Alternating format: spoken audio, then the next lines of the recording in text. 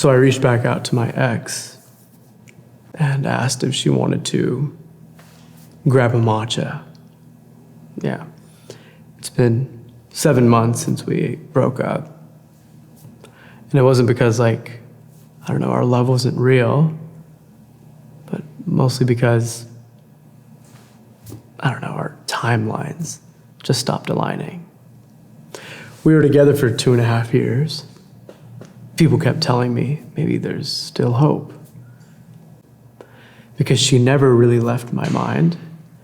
We'd still message on and off, and almost in ways that didn't feel like we were broken up, but I don't know, just bookmarked. And part of me kept thinking, the door's still cracked. So I followed that impulse, which is a very human one. The one that says if someone feels like home, that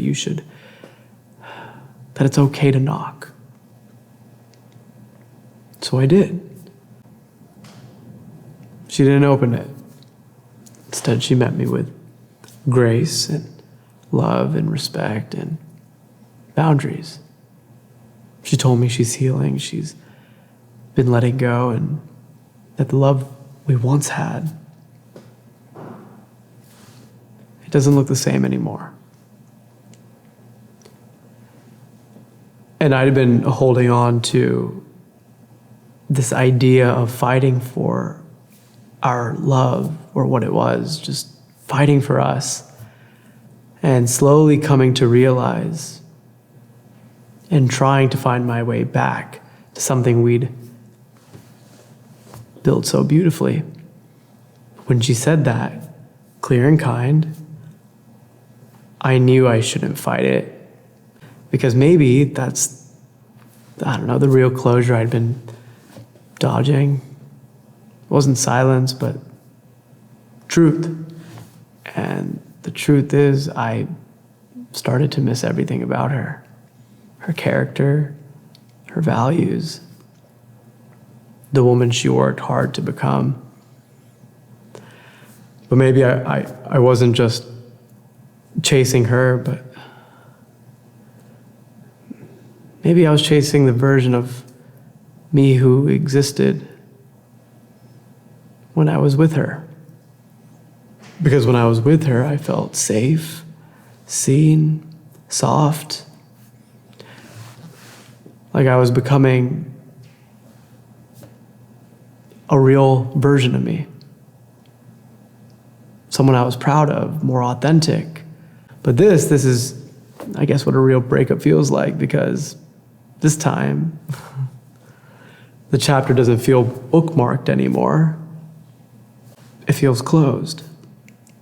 And I realize now, maybe I never really grieved or mourned our ending.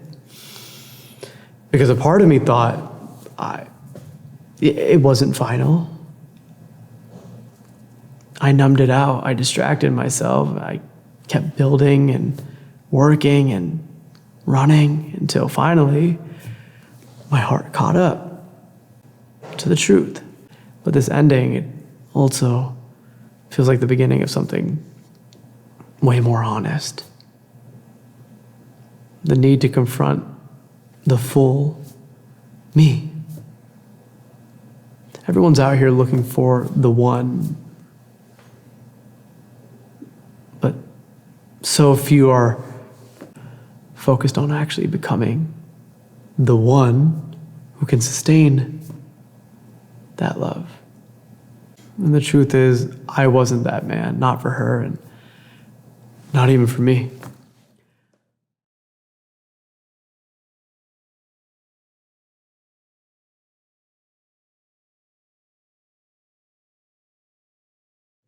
I wanted her back so badly.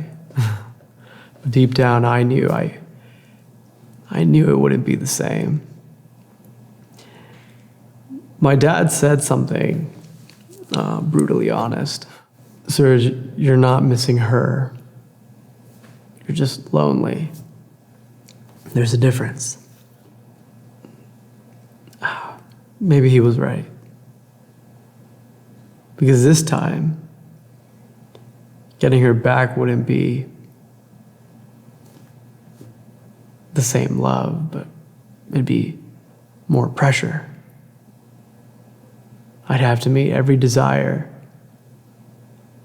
she spent these past few months healing to find and deeply understand. A stable man, a provider, a clear path. No more building in chaos.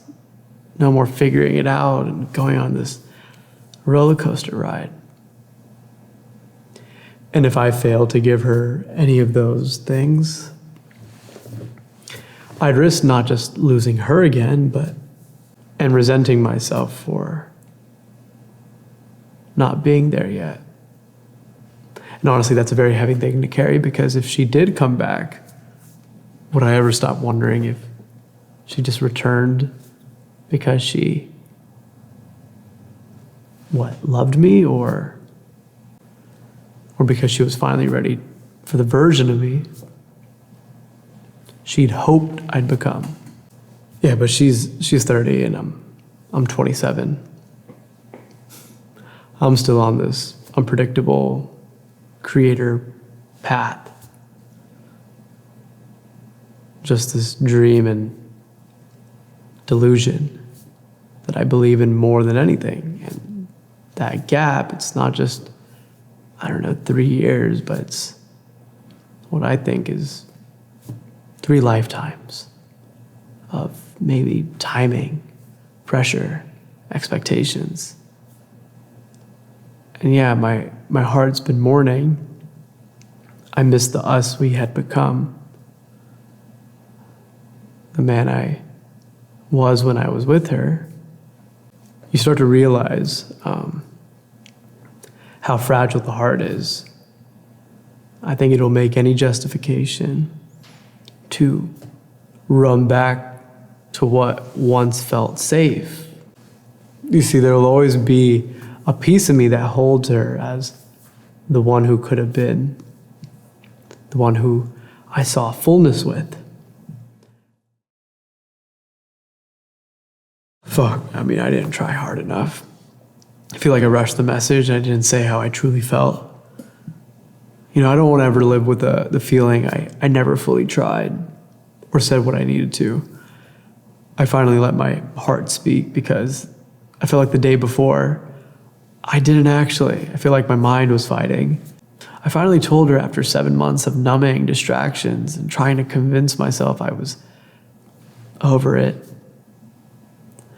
I feel like I sent her the most honest and vulnerable message I've ever written in my life. I told her this wasn't about clinging to the past. It was about honoring her, all of her non-negotiables, her timing, her healing, and the woman she had become. And also the love that shaped us both. I told her I understood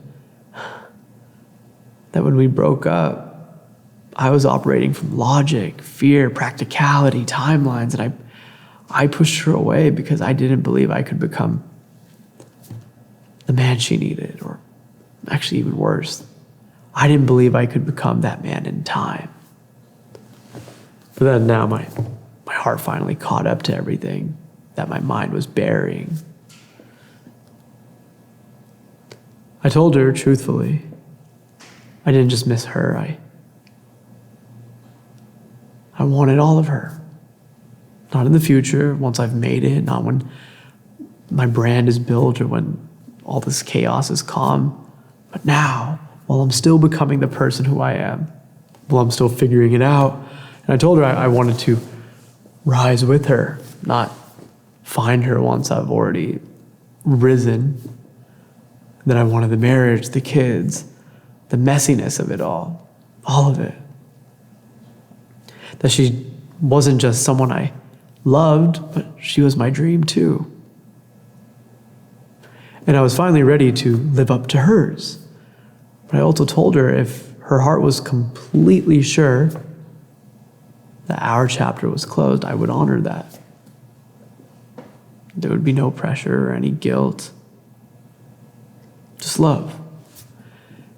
because that message wasn't about control, just truth. In that moment, I thought maybe, just maybe, love would meet me halfway. But what came next changed everything. She read the message and she didn't reply. So I realized my addictions in life, porn habits, caffeine, stimulation, have fried my oxytocin receptors and my hormones are out of whack. Casual sex, coffee shops, shopping, ego-boosting activities, that's not connection. That's just loneliness disguised. And for a while I was vibrating really high, my receptors were healing, my energy was rising. And slowly, the urge for thrills came back. I brought wisdom into the world, but I was still slippery. They slowly clouded the man I was becoming in the name of novelty. And instead of facing that transformation head on, I slowly began to decline and push the love of my life away, because staying with her for the next phase of life would have required even more transformation.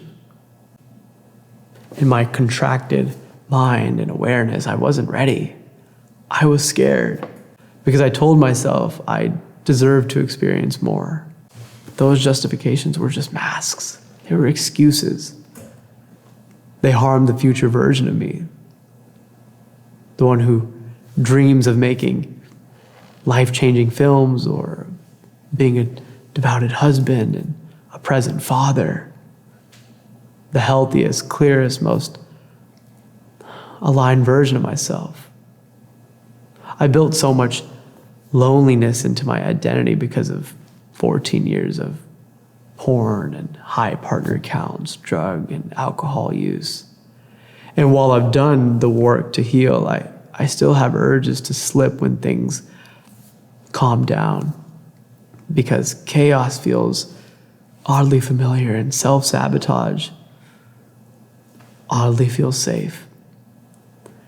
But true healing, it happens in the quiet, in the stillness, in the in-between. So I realize now I wasn't as self-aware as I thought I was.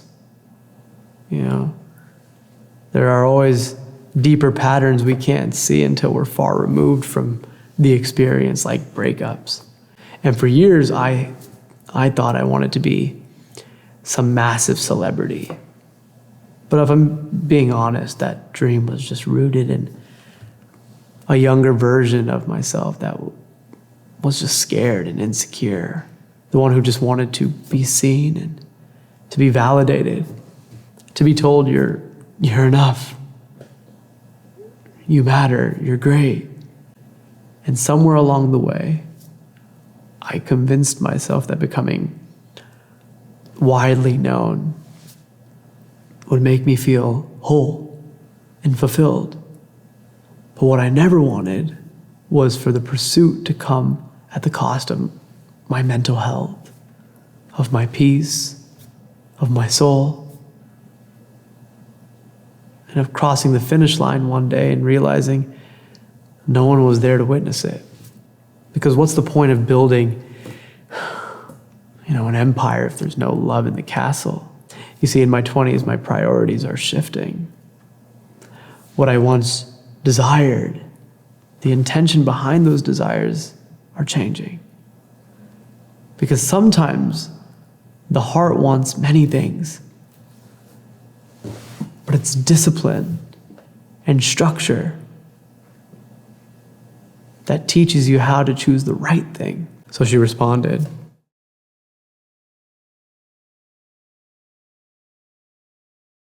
"So there's hope."